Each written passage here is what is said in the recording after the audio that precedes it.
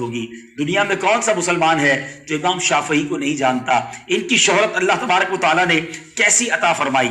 اسی طرح آپ حاضر جواب بھی بڑے کمال کے تھے، فتویٰ دینے میں آپ کا ثانی کوئی نہ تھا، ذہانت عروج پر تھی۔ ایک بڑا ٹپیکل سوال آپ کے پاس آیا کہ دو ایسے شخصوں کے بارے میں آپ کا کیا فتویٰ ہے کہ جنہوں نے ایک عورت سے نکاح کا ارادہ کیا، لیکن وہ عورت ایک کے لیے حلال ہے، دوسرے کے لیے حرام ہے، حالانکہ وہ اس کی محرم بھی نہیں ہے۔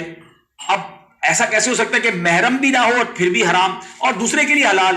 امام شافعی نے فی البدیہہ جواب دیا کہ مسئلہ یہ ہے کہ جس شخص پر حرام ہے اس کی آلریڈی 4 بیویاں ہیں، اس لیے 5ویں عورت اس کے لیے حرام ہے، جبکہ دوسرے شخص کی 4 بیویاں نہیں ہیں، اس کے لیے حلال ہے۔ تو بہرحال آپ ذوق شعر و سخن بھی رکھتے تھے، عالم دین اور مجتہد ہونے کے ساتھ ساتھ شعری ذوق بھی رکھتے، صاحب دیوان شاعر ہیں۔ سبحان اللہ، نبی پاک علیہ الصلوۃ والسلام کی ذات گرامی سے بڑی محبت، کثرت سے درود پاک پڑھتے اور فرماتے مجھے یہ بات بہت زیادہ محبوب ہے کہ ہر مسلمان رسول اللہ صلی اللہ تعالی علیہ وسلم کی بارگاہ میں کثرت سے درود پاک بھیجے۔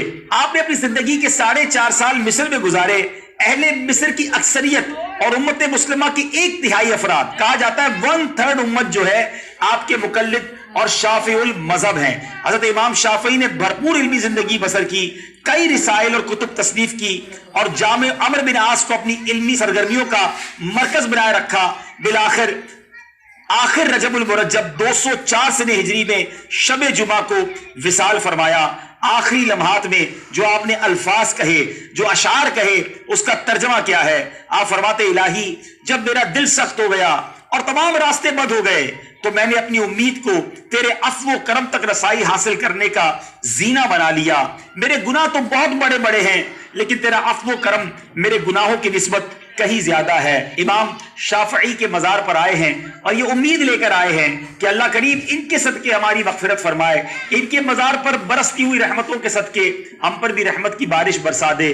عظیم ہستی، اسلام میں بہت بڑا نام، یہ وہ لوگ ہیں جو منارہ نور ہیں، یہ وہ ہستیاں ہیں جن کے پیچھے کروڑوں لوگ چل رہے ہیں اور دنیا میں فیضیاب ہو رہے ہیں۔ آج دنیا میں بڑے بڑے علماء وہ ہیں جو اپنے آپ کو کہتے ہیں میں شافعی ہوں، مفتیان کرام اپنا تعارف کراتے ہیں۔ ذرا ریئلائز کریں کہ پھر امام شافعی کون ہوں گے، ان کا مرتبہ کیا ہوگا کہ جن کے ماننے والے بتایا جاتا ہے تحقیق کے مطابق کہ 1/3 آف امت، مسلمانوں کی 1/3 آبادی امام شافعی کی مقلد ہے۔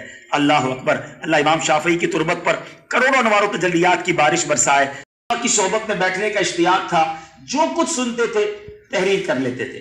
غربت اور تنگ دستی اتنی تھی کہ کاغذ خریدنے سے قاصر تھے، پیپر نہیں لے سکتے تھے، اس لیے ہڈیوں پر لکھ کر محفوظ کر لیتے اور ان ہڈیوں سے کئی خیمے بھر گئے، اتنا لکھا کہ ہڈیوں سے خیمے بھر گئے۔